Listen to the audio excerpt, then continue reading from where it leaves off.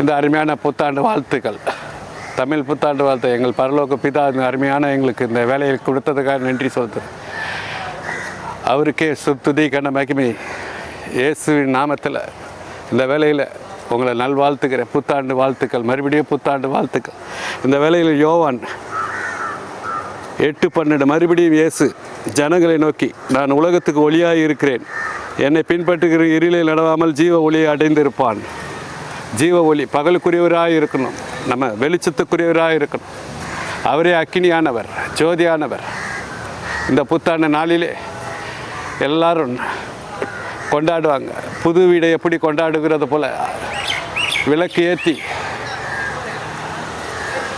சீரெல்லாம் போட்டு நல்ல வெளிச்சத்துக்குரிய புது வீடாக இருக்கும்படியாக அதில் பால் காய்ச்சி பால் பொங்கு வருகிறபடியாக ஆசீர்வாதம் ஒவ்வொரு வீட்டில் இறங்கட்டும். இதை கேட்குற ஒவ்வொரு வீட்டிலும் ஜீவ ஒளியாக கர்த்தராக இயேசு அவரே அசைவாடுவாராக.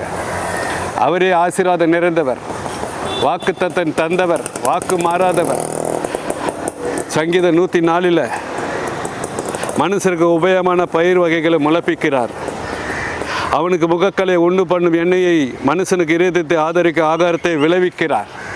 அவரே எல்லாவற்றையும் செய்கிறவர், நன்மையானவர், ஒளியானவர், பகலுக்குரியவர். நம்மளும் தெளிந்த புத்தியோட பகலுக்குரியவராக இருக்கணும். இருளுக்கு அந்தகாரத்தை நம்ம உடன்படக்கூடாது. பகலுக்குரியவராக கர்த்தராக இயேசு மெய்யான ஒளி. அவருக்கு நம்ம மெய்யான ஒளியாக அவருக்குள்ளே நம்ம இருக்கும்போது, கிறிஸ்துவுக்குள்ளே நம்ம இருக்கும்போது நம்மளும் முகத்தை பிரகாசிக்க பண்ணுகிற தேவனாக இருக்கிறார். அவரே ஜீவ ஒளியை அளிக்கிறார்.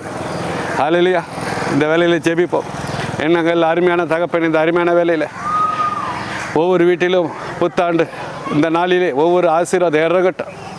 ஆபிரகாம் ஆசீர்வதித்தீரே, ஈசாக்கு ஆசீர்வதித்தார், யாக்கோபு ஆசீர்வதித்தார், ஈசாக்கு 100 மடங்கு ஆசீர்வதித்தது போல ஆசீர்வதிக்கிறேன். இயேசு நாமத்தில் ஜெபிக்கிற ஜெபங்களில் பிதாவே, ஆமென். ஹல்லேலூயா.